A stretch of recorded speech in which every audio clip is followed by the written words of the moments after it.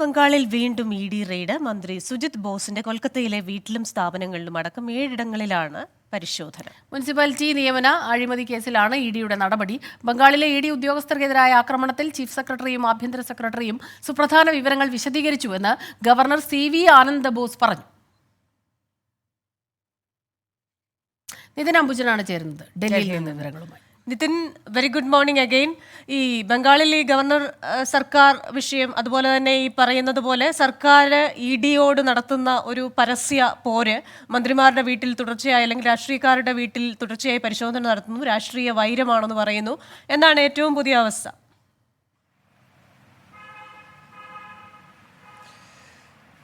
Christina, ബംഗാളിൽ E D നടപടി ഇപ്പോൾ കടുപ്പിക്കുകയാണ്. വീണ്ടും ഒരു തൃണമൂൽ കോൺഗ്രസ് മന്ത്രിയുടെ വീട്ടിൽ ഇന്ന് രാവിലെ മുതൽ തന്നെ റെയ്ഡ് ആരംഭിച്ചു. കൂടാതെ തൃണമൂൽ കോൺഗ്രസ് ഒരു MLA തപസ് റോയുടെ വീട്ടിലും ഇപ്പോൾ റെയ്ഡ് നടക്കുന്നുണ്ട്.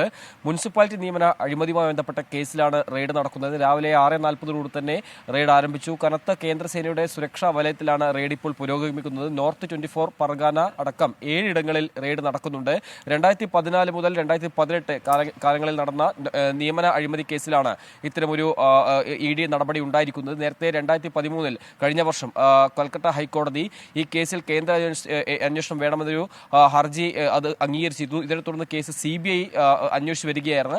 ഇതിലെ സാമ്പത്തിക ഇടപാട് കേസിലാണ്, ക്രമക്കേട് കേസിലാണ് ഇ ഡി അന്വേഷണം മുന്നോട്ട് പോകുന്നത്. നേരത്തെ തന്നെ കഴിഞ്ഞ ഏതാനും മാസങ്ങൾക്ക് മുമ്പ് തന്നെ സമാനമായ കേസിൽ തന്നെ ഇ ഡി നടപടി ഉണ്ടായിരുന്നു. കൂടുതൽ പേരെ ചോദ്യം ചെയ്തു, പല റെയ്ഡുകളും നടത്തിയിരുന്നു.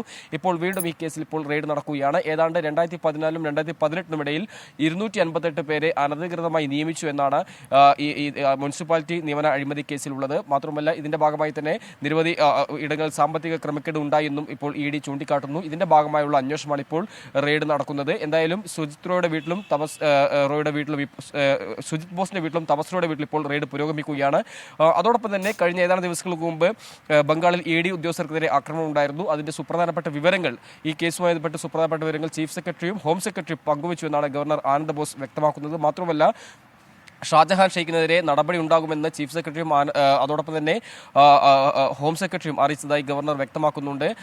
കൂടാതെ ചില നിർണായക വിവരങ്ങൾ പങ്കുവച്ചു എന്നാണ് ഇപ്പോൾ ഗവർണർ അറിയിച്ചിരിക്കുന്നത്. എന്തായാലും കഴിഞ്ഞ ഏതാനും ദിവസങ്ങളായി തന്നെ ഗവർണർ സർക്കാർ പോര് സംസ്ഥാനം നടക്കുന്നുണ്ട്. കാരണം ഷാജഹാൻ ഷെയ്ഖിനെതിരെ എന്തുകൊണ്ട് നടപടി സ്വീകരിക്കുന്നില്ല എന്ന ചോദ്യമാണ് സംസ്ഥാന സർക്കാരിനെതിരെ ഉയരുന്നത്.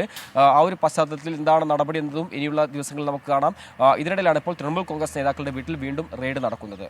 ശരി, നിതിൻ അംബുജനാണ് വിവരങ്ങളുമായി നമുക്കൊപ്പം ചേർന്നത്.